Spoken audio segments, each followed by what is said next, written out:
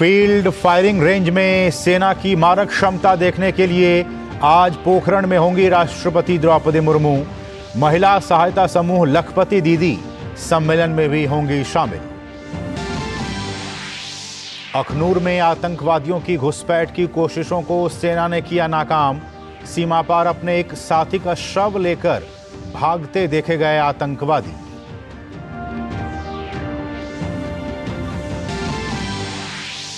तकनीकी रुकावट के कारण दुबई से निकारागुआ जा रहे विमान को पेरिस में रोकने का मामला।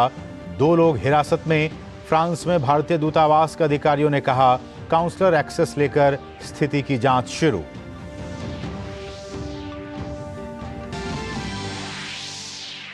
राष्ट्रीय पदाधिकारियों के साथ बीजेपी की बैठक का आज दूसरा दिन। पहले दिन पीएम मोदी की मौजूदगी में आगामी लोकसभा चुनाव से जुड़ी रणनीति पर हुई चर्चा।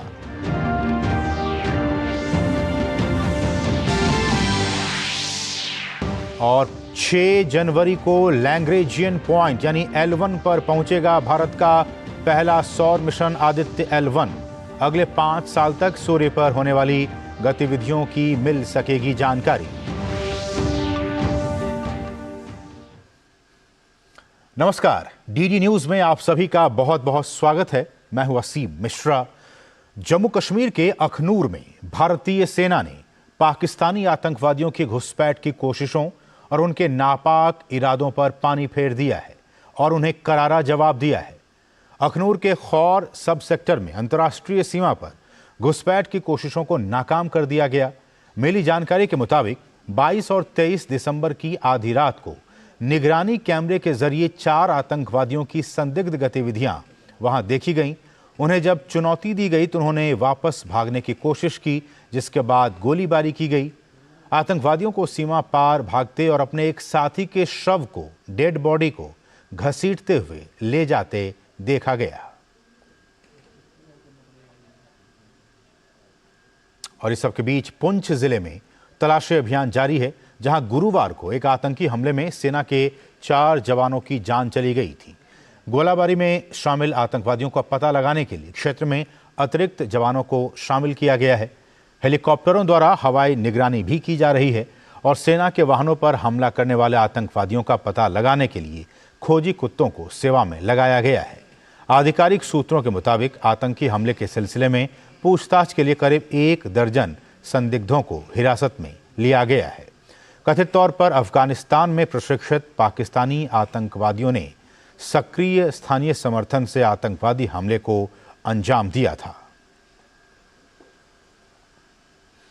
राष्ट्रपति द्रौपदी मुर्मू आज राजस्थान के दौरे पर जैसलमेर में होंगी। यहां उनका बेहद ही विशेष कार्यक्रम है। पोखरण फील्ड फायरिंग रेंज में राष्ट्रपति मौजूद होंगी और इस दौरान वो सेना की मारक क्षमता का प्रदर्शन देखेंगी। इसके अलावा राष्ट्रपति महिला सहायता समूह की लखपति दीदी सम्मेलन में भी शिरकत करेंगी। कार्यक्रम में महिलाओं को सरकारी योजना का लाभ भी दिया जाएगा। इससे पहले राष्ट्रपति ने पश्चिम बंगाल और तेलंगाना के दौरे के दौरान भी कई कार्यक्रमों में हिस्सा लिया था। छत्तीसगढ़ के मुख्यमंत्री विष्णुदेव साय सहित उप मुख्यमंत्री अरुण साव और विजय शर्मा ने उपराष्ट्रपति जगदीप धनखड़ से उनके निवास पर शिष्टाचार मुलाकात की।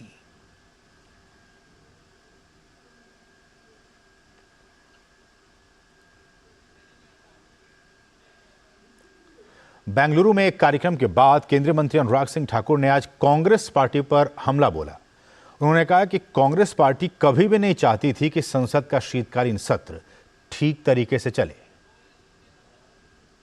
And Congress never wanted the session to progress, never wanted to participate, and that is why you could see Rahul Gandhi was seen making films, making video of someone who's doing a mimicry of the Vice President of India. That shows they're not serious about politics. They just are here to come, sign and go and participate in these kind of activities outside the parliament, not inside the parliament. If they are not keen to take part in the parliament proceedings and just be part of the acts like he was or the other Congress MP was, they are not only making mockery of the Vice President, but they are also making a mockery of themselves because people don't take them seriously now. Anurag Singh Thakur ने इंडी गठबंधन पर भी हमला बोला। उन्होंने कहा कि इंडी गठबंधन भ्रष्टाचारियों का गठबंधन है। Let Indi Alliance come out in one voice and decide. They can't come on one platform. They can't speak in one language. They can't take a collective decision. That is the situation of Indi Alliance. Where is the alliance? They are struggling in Punjab. They are struggling in other states. They can't speak in one voice. Where do you see the Indi Alliance? There is no Indi Alliance. There are a set of people who are facing corruption charges and have come together, but they don't have a common ideology. They don't have a common minimum program. They don't have a common candidate. There is no Indi Alliance. केंद्रीय खेल मंत्री अनुराग ठाकुर ने अपने कर्नाटक दौरे पर आज सुबह बेंगलुरु स्थित भारतीय खेल प्राधिकरण के रीजनल सेंटर का दौरा किया। इस मौके पर खेल मंत्री ने सेंटर पर खिलाड़ियों को मिल रही सुविधाओं का जायजा लिया। उन्होंने वहां पर प्रशिक्षुओं, सहयोगी स्टाफ, कोचों और अन्य लोगों से बातचीत की। दिल्ली स्थित बीजेपी मुख्यालय में पार्टी मीटिंग का आज दूसरा दिन है। पार्टी अध्यक्ष जेपी नड्डा की अध्यक्षता में ये अहम बैठक हो रही है। पहले दिन बैठक में पीएम मोदी, राज्यों के अध्यक्ष, संगठन मंत्री, पार्टी के राष्ट्रीय महासचिवों और सभी मोर्चों के अध्यक्ष सहित वरिष्ठ नेताओं ने हिस्सा लिया। 3 राज्यों के विधानसभा चुनाव में जीत के बाद ये बीजेपी की पहली बैठक है। इस बैठक में चुनावी जीत के साथ साथ अब अगले साल होने जा रहे लोकसभा चुनाव की तैयारियों पर भी बातचीत हो रही है। पीएम मोदी पहले ही विश्वास जता चुके हैं कि तीसरी बार भी केंद्र में बीजेपी की सरकार और भी बड़े बहुमत से बनेगी। कहा जा रहा है कि इस 2 दिन की बैठक में कार्यकर्ता ये मंत्र लेकर निकलेंगे कि लोकसभा चुनाव से पहले केंद्र सरकार की योजनाओं का प्रचार प्रसार बेहतर हो, लोगों को पता चले कि मोदी सरकार देश में किस तरह से समाज के अंतिम व्यक्ति तक योजनाओं का लाभ पहुंचाना चाहती है। इसके अलावा चुनाव में संगठन की भूमिका पर भी चर्चा हो रही है। अगले साल 2024 में होने वाले लोकसभा चुनाव के लिए कांग्रेस पार्टी ने 16 सदस्यों की एक कमेटी बनाई है जो चुनाव के लिए घोषणा पत्र तैयार करेगी। इस कमेटी का अध्यक्ष कांग्रेस के सीनियर नेता पी चिदम्बरम को बनाया गया है। छत्तीसगढ़ के उप मुख्यमंत्री रह चुके वरिष्ठ नेता टीएस सिंहदेव को कमेटी का संयोजक बनाया गया है। बाकी 14 सदस्यों में प्रियंका गांधी वाड्रा, कर्नाटक के मुख्यमंत्री सिद्धारमैया, आनंद शर्मा, जयराम रमेश, शशि थरूर, गईखंगम, गौरव गोगोई, प्रवीण चक्रवर्ती, इमरान प्रतापगढ़ी, के राजू, ओमकार सिंह मरकाम, रंजीत रंजन, जिग्नेश मेवाणी और गुरदीप सप्पल शामिल हैं। उत्तर प्रदेश के सीएम योगी आदित्यनाथ ने लखनऊ में कृषक उपहार योजना के तहत 51 किसानों को ट्रैक्टर वितरित किए। राज्य में ट्रैक्टरों के मुफ्त वितरण के लिए लकी ड्रॉ के बाद 93 किसानों को शॉर्टलिस्ट किया गया था।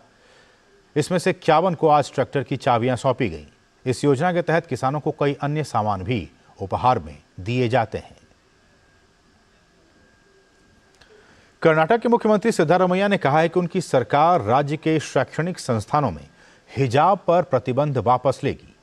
उन्होंने कहा कि अधिकारियों को निर्देश दे दिया गया है और इस बारे में सरकारी आदेश जल्दी ही जारी किया जाएगा। नए आदेश के तहत कोई भी व्यक्ति अपनी पसंद के अनुसार कपड़े पहन सकता है। हिजाब विवाद पिछले साल जनवरी में उस समय उठा था जब उडुपी में गवर्नमेंट प्री यूनिवर्सिटी कॉलेज के 6 विद्यार्थियों ने कॉलेज प्रशासन पर परिसर में हिजाब पहनकर न आने देने का आरोप लगाया था। कर्नाटक हाईकोर्ट ने कहा था कि इस्लाम में हिजाब पहनना अनिवार्य नहीं है और आदेश को सही ठहराया था। बाद में सुप्रीम कोर्ट ने इस मुद्दे पर विभाजित फैसला दिया था। हालांकि कर्नाटक में बीजेपी ने इस फैसले को दुर्भाग्यपूर्ण बताया और कहा कि किसी ने भी हिजाब की मांग नहीं की है, लेकिन सरकार का फैसला सिर्फ तुष्टीकरण की राजनीति को दर्शाता है। Statement of Honorable Chief Minister Siddaramaiah regarding the hijab issue, it's really unfortunate. It's really unfortunate that Siddaramaiah has told that he will allow hijab in the education institution. At least Chief Minister could have spared education institution from the dirty politics. No children from the minority or Muslim community has demanded for hijab. But Chief Minister himself claiming that he will allow hijab in the schools and education institution. It clearly shows the intent of Chief Minister. It is just appeasement politics, and also it is purely divide and rule practices followed by the Congress party. Bharatiya Janata Party, we strongly condemn the move of the Honorable Chief Minister Siddaramaiah ji and the Congress party. खबर तमिलनाडु से है, जहां भारी बारिश के बाद आई बाढ़ से आम जनजीवन काफी प्रभावित हुआ है।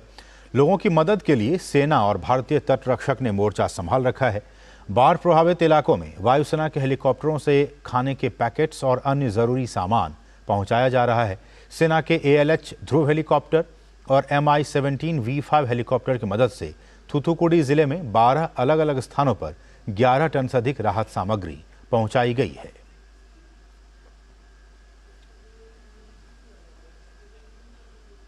दुबई से निकारागुआ जाने वाले एक विमान को पेरिस के एक छोटे हवाई अड्डे वाट्री पर उतार लिया गया है। इस विमान में 300 से अधिक यात्री सवार हैं। इनमें से भारतीय मूल के भी लोग हैं। ये सूचना मिलने पर भारत सरकार के अधिकारी सक्रिय हो गए हैं। सोशल मीडिया पोस्ट पर फ्रांस में भारतीय दूतावास के अधिकारियों ने कहा है कि फ्रांसीसी अधिकारियों ने हमें सूचित किया कि दुबई से निकारागुआ जा रहे एक विमान में 303 लोग सवार थे, जिनमें ज़्यादातर भारतीय मूल के लोग थे, जिन्हें फ्रांसीसी हवाई अड्डे पर तकनीकी रुकावट के कारण रोका गया था। दूतावास की टीम पहुंच गई है और काउंसलर एक्सेस प्राप्त कर लिया गया है।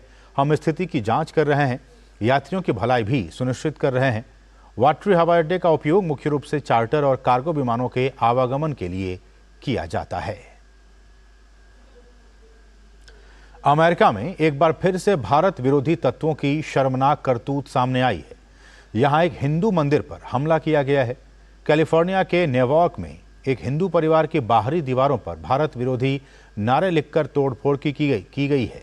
सैन फ्रांसिस्को में भारत के महावाणिज्य दूतावास ने इसकी निंदा की है। दूतावास ने कहा कि इस घटना से भारतीय समुदाय की भावनाएं आहत हुई हैं। इसके साथ ही अमेरिकी अधिकारियों से अपराधियों के खिलाफ त्वरित कार्रवाई करने के लिए कहा गया है। हालांकि ऐसा पहली बार नहीं है जब हिंदू मंदिरों को विदेशों में निशाना बनाया गया है। इससे पहले ऑस्ट्रेलिया में हिंदू मंदिरों पर हमला किया गया था।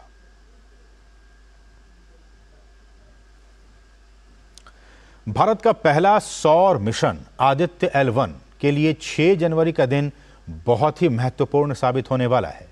इस दिन ये अपने गंतव्य पर पहुंच जाएगा, जिसे लैग्रेंजियन पॉइंट 1 यानी कि L1 कहा जा रहा है। लैग्रेंज पॉइंट अंतरिक्ष में स्थित वो स्थान है जहां सूर्य और पृथ्वी के बीच वो स्थान मौजूद है। एक तरह से इनका उपयोग अंतरिक्ष यान द्वारा न्यूनतम ईंधन खपत के साथ एक निश्चित जगह पर स्थित रहने के लिए अंतरिक्ष में पार्किंग स्थल के रूप में किया जा सकता है। लैग्रेंजियन पॉइंट पृथ्वी से 1.5 मिलियन किलोमीटर दूर है।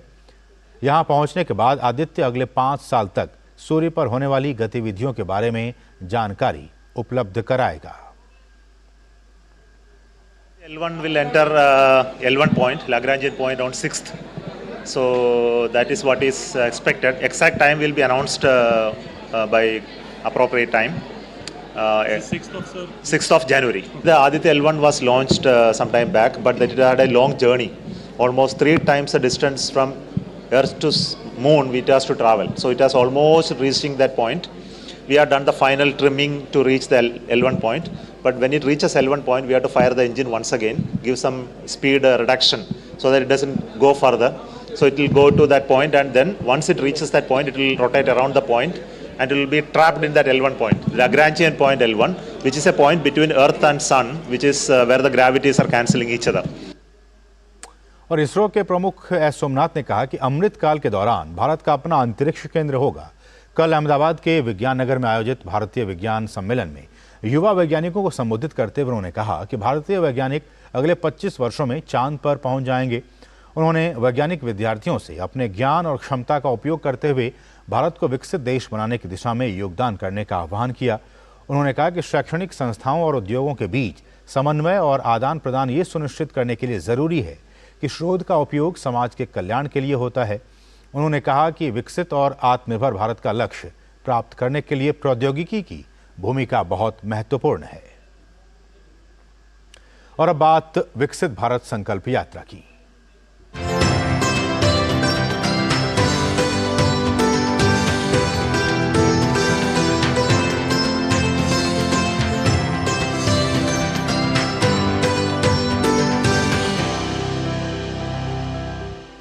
प्रधानमंत्री नरेंद्र मोदी के कुशल मार्गदर्शन में देश भर में विकसित भारत संकल्प यात्रा चल रही है।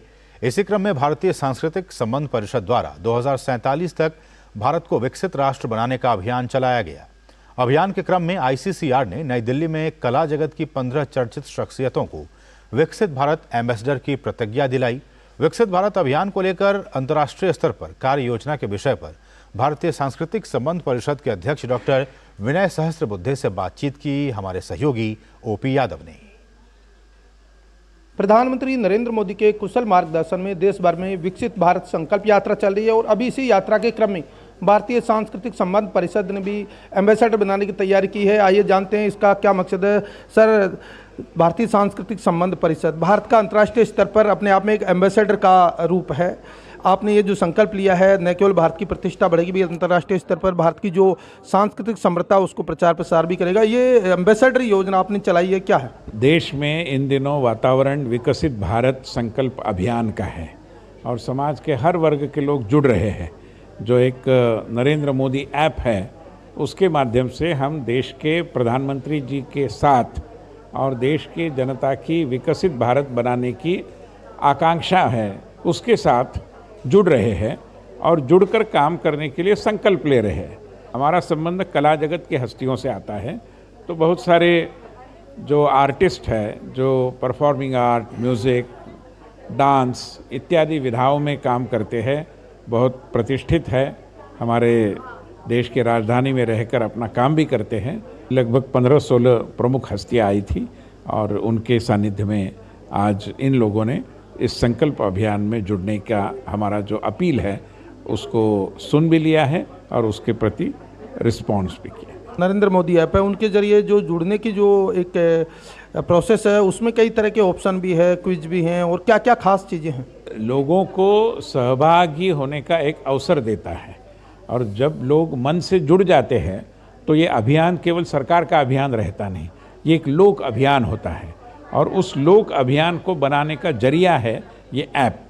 आपने ये इनिशिएट लिया, उससे अंतर्राष्ट्रीय स्तर पर भी भारत की विकसित यात्रा और भारत की अंतर्राष्ट्रीय प्रतिष्ठा बढ़ाने में कितनी मदद मिलेगी? निश्चित रूप में मिलेगी, क्योंकि भारत विकसित हो ये पूरे विश्व की कामना है, केवल भारत की नहीं है। तो स्वाभाविक रूप में ये एक अभियान यद्यपि देश में ही चलना है मगर इसका एक ग्लोबल डायमेंशन भी है। जब भारत विकसित होगा तो कई सारे विकसनशील देशों को भी प्रेरणा मिलेगी और वो भी देश विकसित हो जाएंगे। तो ये भारतीय सांस्कृतिक संबंध परिषद के अध्यक्ष डॉक्टर विनय सहस्त्रबुद्धे, जिनका मानना है कि विकसित भारत संकल्प यात्रा के इस महाअभियान में जुड़कर न केवल देश का हर नागरिक एम्बेसडर बनता है बल्कि भारत से बाहर भी भारत की सांस्कृतिक समृद्धता को आगे बढ़ाने का महत्वपूर्ण जरिया बनता है। मेरे सहयोगी कैमरामैन ललित के साथ में OP Yadav, DD news, Delhi. खबर असम से है, जहां के कार्बी आंगलोंग में पुलिस द्वारा की गई छापेमारी के दौरान भारी मात्रा में हथियार और गोला बारूद का जखीरा बरामद हुआ है। पुलिस ने बोकाजन इलाके में 2 व्यक्तियों के पास से बड़ी मात्रा में गोला बारूद और 6 मैगजीन बरामद की है। पुलिस ने AK सीरीज राइफल और इंसास राइफल के 150 जिंदा कारतूस, 6 मैगजीन और अन्य सामान भी बरामद किया है। अयोध्या में भगवान श्री राम की प्राण प्रतिष्ठा पर श्री राम जन्मभूमि तीर्थ क्षेत्र के महासचिव चंपत राय ने कहा है कि 22 जनवरी का दिन उतना ही महत्वपूर्ण है जितना कि 15 अगस्त 1947 का दिन। हिंदुस्तान के सम्मान की पुनर्प्रतिष्ठा 22 जनवरी उतना ही महत्वपूर्ण है जितना 15 अगस्त 1947 था, जितना कारगिल को वापस प्राप्त करना था, जितना 1971 में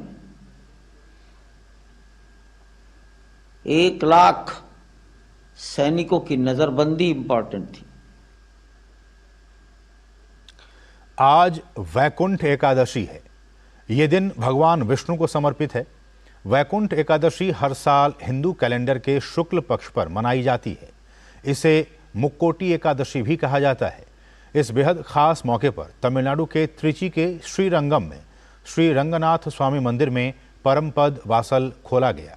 इसे स्वर्ग का 7वां द्वार भी कहा जाता है। इस दौरान भक्तों की भीड़ उमड़ी। भगवान रंगनाथ को भगवान विष्णु का अवतार माना जाता है। पोलैंड के विदेश मंत्री ने यूक्रेन के अपने समकक्ष से कीव में मुलाकात की। पोलैंड के विदेश मंत्री ने कहा कि रूसी आक्रमण के खिलाफ यूक्रेन का समर्थन पूरी तरह से जारी रहेगा। उन्होंने कहा कि रूस को अपनी गलती का जरूर एहसास होगा। इसके साथ ही उन्होंने रूस को चेतावनी देते हुए कहा कि इस संघर्ष में रूस की जीत कभी नहीं होगी। थाईलैंड में हिंद महासागर नौसेना संगोष्ठी शिखर सम्मेलन समाप्त हो गया। सम्मेलन का आयोजन बैंकॉक में रॉयल थाई नौसेना ने किया था। भारतीय नौसेना प्रमुख एडमिरल आर हरिकुमार ने स्पेनिश नौसेना के deputy chief of staff admiral Carlos Merolo और इटली नौसेना के deputy chief of staff VDM Giuseppe से द्विपक्षीय बैठकें की। भारतीय नौसेना ने बताया कि इस बैठक में समुद्री क्षेत्र में इंटरैक्शन को बढ़ाने के लिए नौसेना की गतिविधियों और नए रास्तों की एक विस्तृत श्रृंखला पर चर्चा की गई। संयुक्त राष्ट्र सुरक्षा परिषद ने गाजा पट्टी में मानवीय सहायता को लेकर एक प्रस्ताव पारित किया है। इस प्रस्ताव में गाजा पट्टी में मानवीय सहायता की तत्काल और निर्बाध डिलीवरी और इजराइल हमास के बीच संघर्ष को तत्काल खत्म करने का आह्वान किया गया है। संयुक्त अरब अमीरात की ओर से पेश किए गए प्रस्ताव पर कई दिनों की देरी के बाद शुक्रवार को सुरक्षा परिषद में मतदान हुआ। यूएनएससी के कुल 15 सदस्य देशों में से 13 ने प्रस्ताव के पक्ष में मतदान किया, जबकि अमेरिका और रूस ने मतदान से खुद को अलग रखा।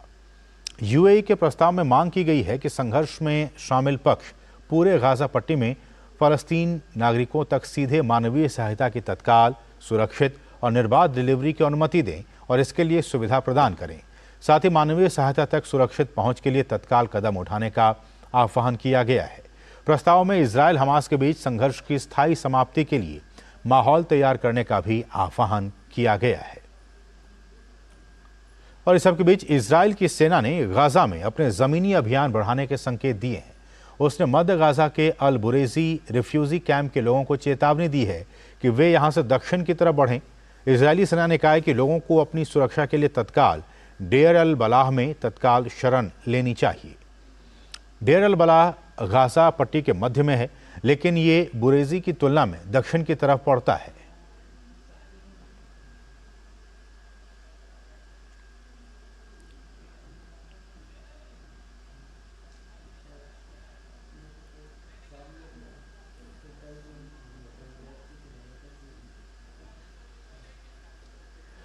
इंडोनेशिया में मारापी ज्वालामुखी में विस्फोट के बाद आसपास के शहरों में काफी धुआं फैल गया है। बिगड़ती स्थिति को देखते हुए मिनांगकाबाओ अंतर्राष्ट्रीय हवाई अड्डे को बंद कर दिया गया है। अधिकारियों ने कहा कि विस्फोट से जहरीली हवा ने लोगों की मुश्किलें बढ़ा दी हैं। प्रभावित क्षेत्रों में लोगों को घरों में ही रहने की सलाह दी गई है। इसके अलावा इस विस्फोट से 23 पर्वतारोहियों की भी मौत हो गई है।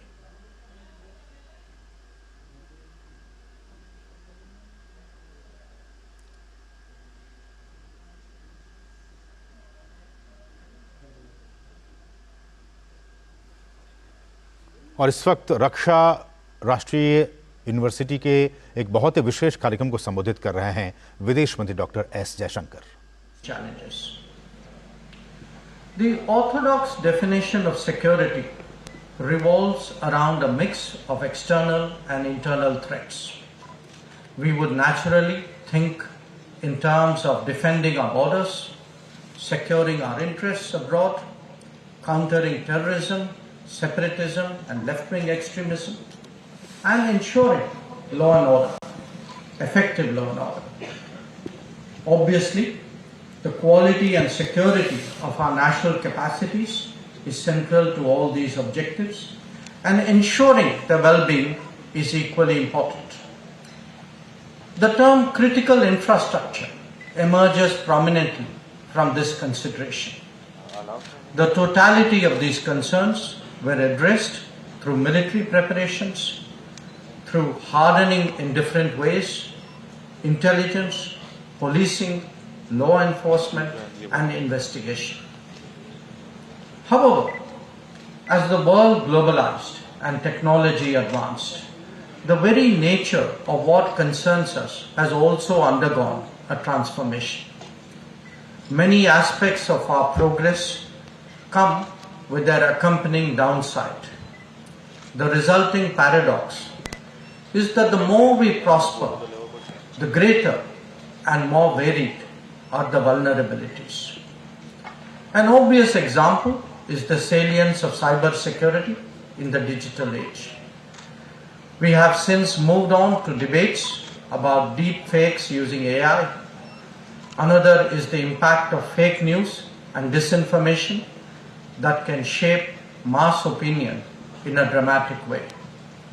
The COVID pandemic, too, is a reminder of how exposed we are in a globalized environment, and indeed how vulnerable we have become to supply chains.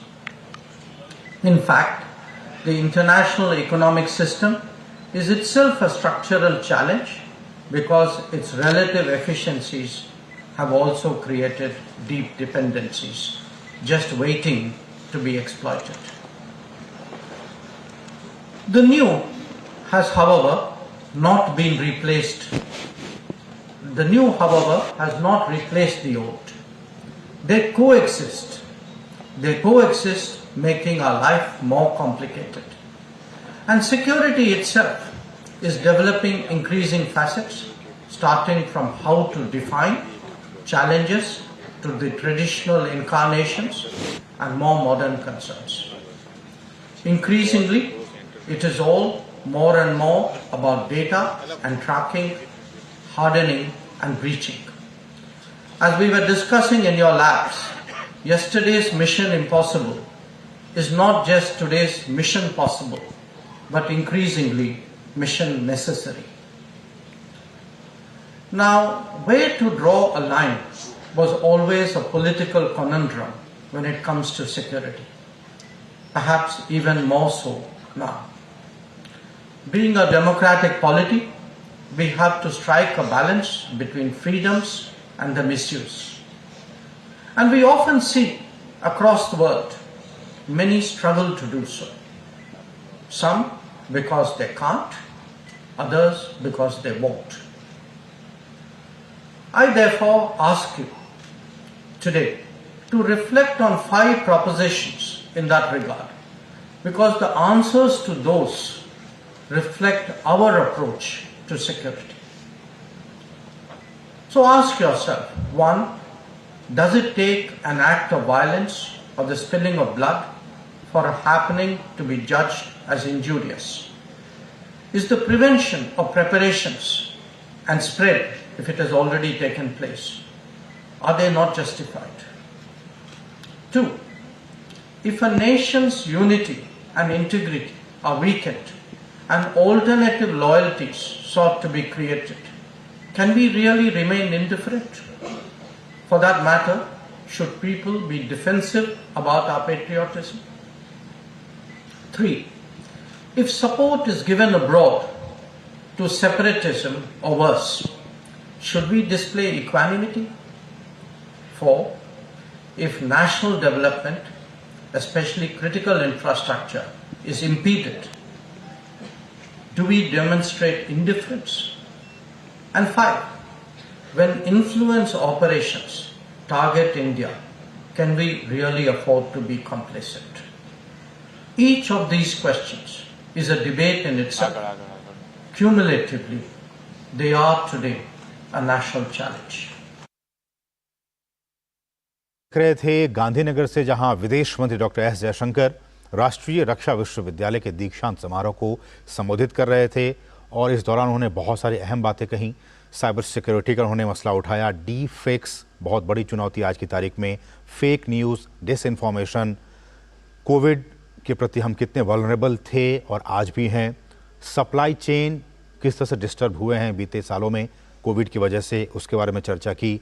और हमारी जो इंटरडिपेंडेबिलिटी है, डीप डिपेंडेंसी, उसको लेकर भी उन्होंने चर्चा की। और हमारी क्या कुछ ज़रूरतें हैं, मिशन नेसेसिटी, उसके बारे में उन्होंने चर्चा की। और उन्होंने ये भी कहा कि स्वतंत्रता यानी कि फ्रीडम और जो हम उसका मिसयूज़ करते हैं उसके बीच में एक संतुलन की बहुत ज़रूरी है। और क्रिटिकल इंफ्रास्ट्रक्चर न सिर्फ हिंदुस्तान में बल्कि पूरी दुनिया में जितने भी क्रिटिकल इंफ्रास्ट्रक्चर हैं उस ओर भी लगातार और बहुत ही बारीकी से ध्यान देने की ज़रूरत है। तो ये कुछ अहम बातें विदेश मंत्री डॉक्टर एस जयशंकर ने कहीं राष्ट्रीय रक्षा विश्वविद्यालय के दीक्षांत समारोह को संबोधित करते हुए। तो इस बुलेटिन में बस इतना ही। मुझे और हमारी पूरी टीम को दीजिए अनुमति। नमस्कार।